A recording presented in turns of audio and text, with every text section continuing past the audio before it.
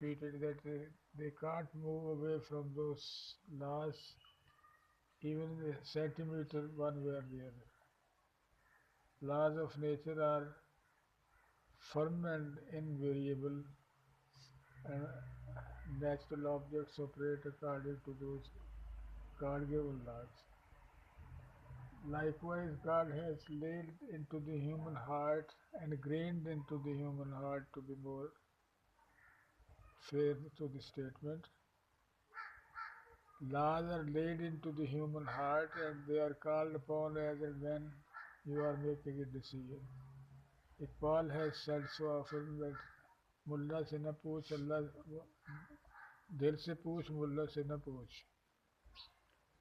So the laws are laid into the human constitution and you are supposed to know it through the teachings of the Quran. फर्क दोनों में ये है, the difference between the two sets of laws, laws of nature and laws of morals, is that for the first, that is natural laws, there is no deviation possible. Their natural objects are supposed to follow the natural laws without any possible change into them. Moral laws, they do admit change and also allow human freedom. Kant has beautifully said that the, the voice of heart, conscience is the voice of God in man.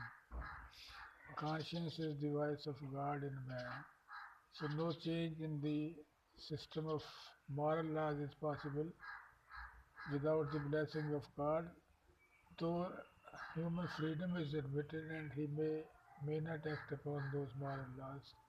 So the freedom in one case and determination or naturalism in another makes the distinction between two sets of laws. This is how the universe is running around. Contemplation on the natural objects, contemplation on the moral situations is what is man's entitlement. And if he contemplates seriously and his heart is clean and responsive and sensitive to the moral laws, the system of life will be prosperous, happy, and progressive. There will be peace in the universe. But if they are somehow violated, man runs into serious difficulties himself. Nonetheless, contemplation of natural object leads the man or the heart beyond itself. This is the beauty of it. They serve as pointers to something beyond themselves, and man acts upon those laws accordingly. Heart is the responsible faculty for supplying the moral laws and making return moral judgments of whether or not man has followed the laws or not. So conscience is the most sensitive part of human faculties, which is responsible to receive the moral guidance and also pass moral judgments. It's cognitive, it's cognitive, and it's sensitive to respond to difficult situations in order to solve them in an amicable manner. So this is the brief system that God has introduced about how man behaves, what is the function of conscience, what is the conscience of moral agency. So heart is the moral agency and function is directed through the call of conscience. Starry skies above and moral laws below, that's the system that operates in Kantian order, and same is true of Islam also. Butler amongst the Western scholars was more sensitive and accommodative to the call of conscience. His 15 moral sermons are a beautiful contribution to the moral discipline. But unfortunately, Christian scholars are as good or as bad as Muslim scholars are, in the sense that they don't have the regular literature to help themselves or help others to understand the basic narration of how man operates. This is the tragic, tragic part. Otherwise, moral systems are all three live religions, Judaism, Christianity, and Islam, share the same moral order in the sense recommend for your brother or your neighbor what you would like to recommend for yourself. It is a moral principle in Christianity, moral principle in Judaism, moral principle in Islam.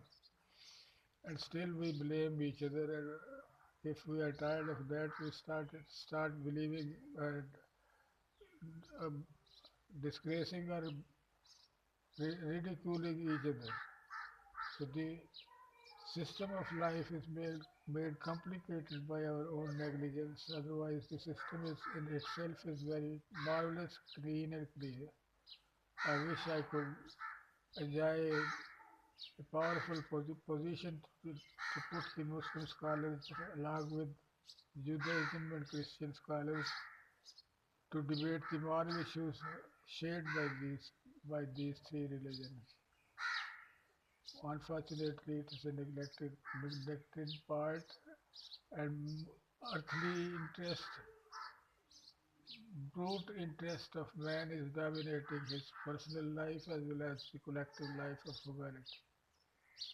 There is a drastic need to redefine and redistribute the responsibility of the scholars to enlighten the followers of their own religion, if not the rest of the humanity.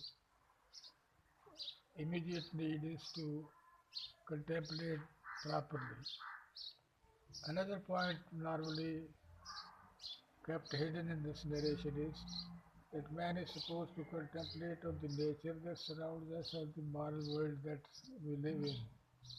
And if we are faithful, we can have a very successful moral system, successful natural system.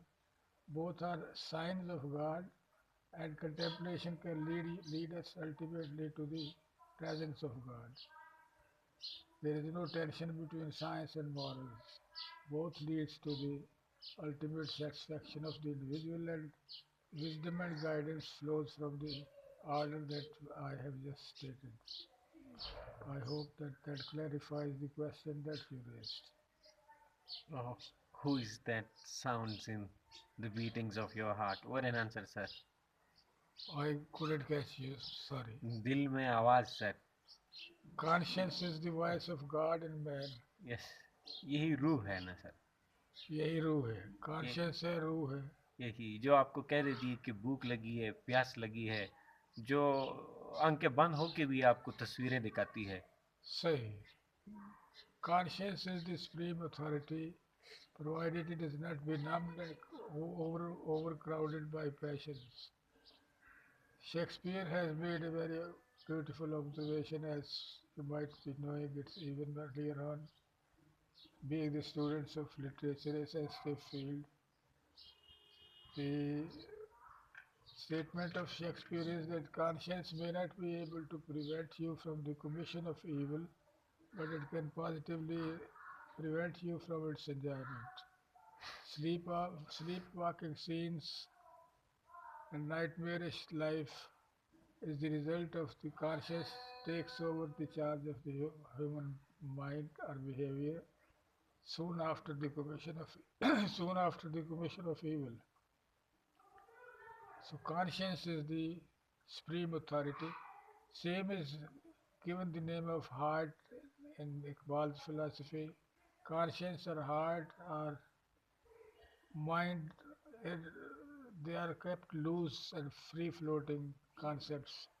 Philosophers have done some work on that, but everybody is not free to enjoy the complicated and intricate narrations of philosophy.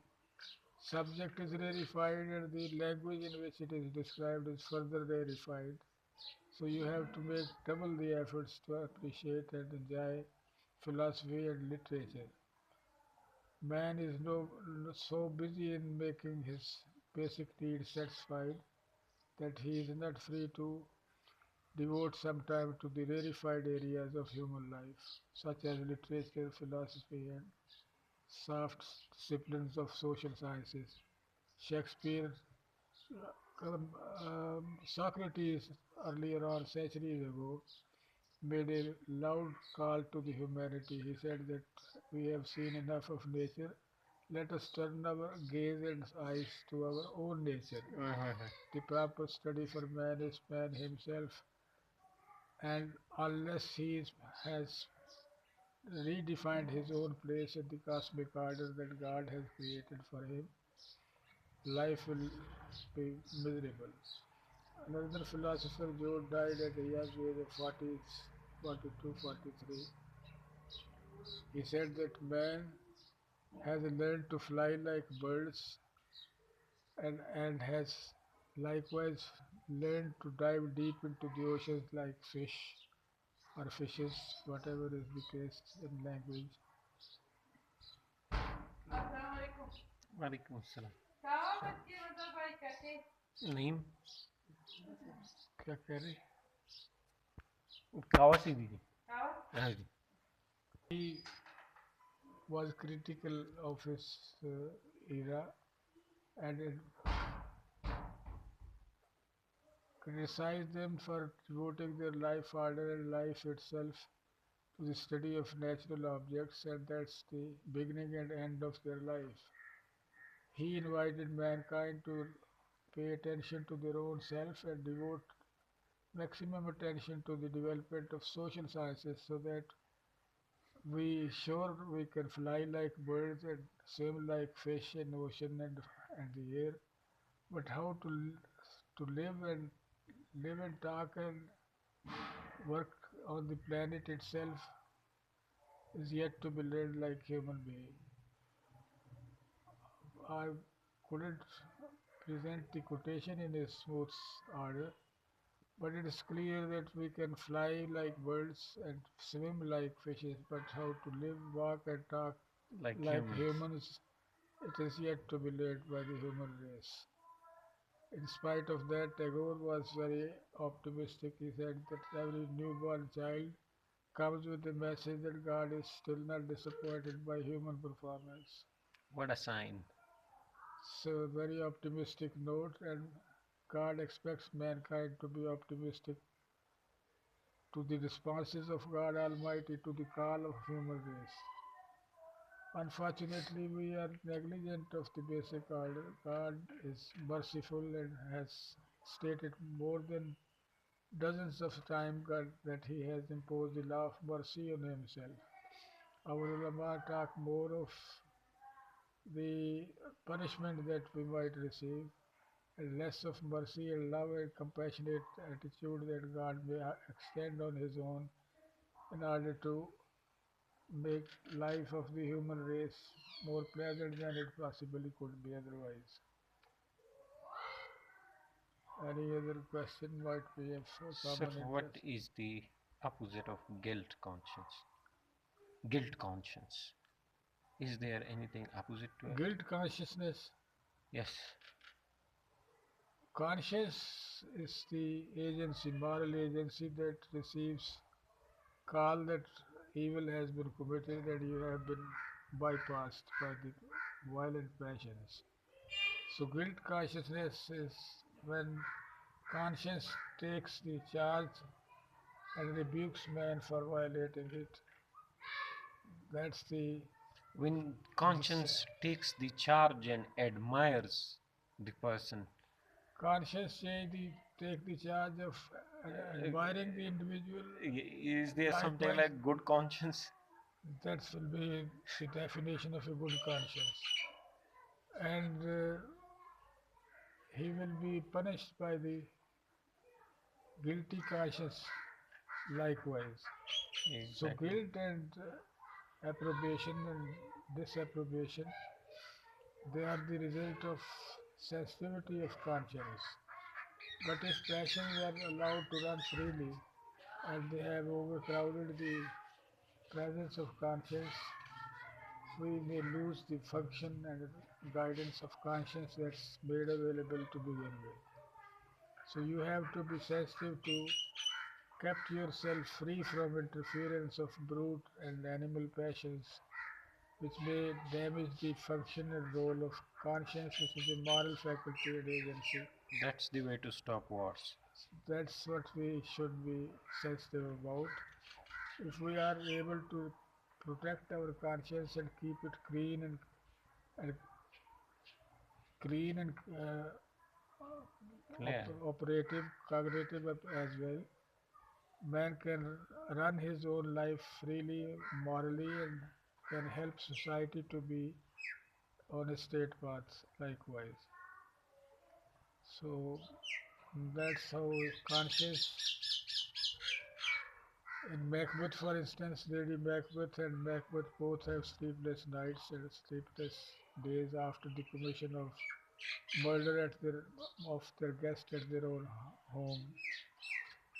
Macbeth, Macbeth tells Lady Macbeth that he is a guest to our house, and morality demands that his life is to be protected by the host rather than take it with our own hands.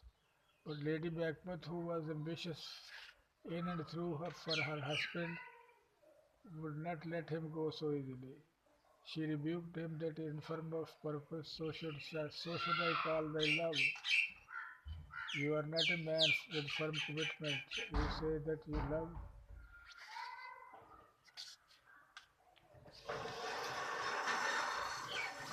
In the old adage,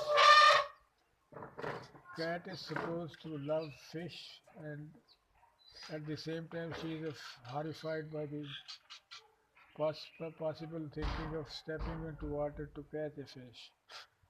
So Lady Macbeth says you love fish, but you hate to take the trouble that will make you Plunge for it. that he may enable you to catch it and eat it. So well put. And then Macbeth, when cornered from all angles, made a bold confession that you are a very bold lady. Your dauntless temper should compose nothing but males. If we fail, Macbeth says, if we fail, Lady Macbeth says, we fail, we will not fail. Bring your courage to this sticking place, we will not fail. But unfortunately, you are infirm of purpose. Oh. Had Duncan not resembled my father, I would have killed him, but you are horrified to do so. Uh, He couldn't resist the temptation in saying that uh, bring forth men children only, for yeah. your dauntless temper could compose nothing but males. Lady Macbeth says, I am a woman and I know how tender it is to milk the babe, but I would have pulled the nipple out of his boneless gums and dashed the babe to the wall had I so sworn as you have done it. But you are infirm of purpose, so let it go. So let it go.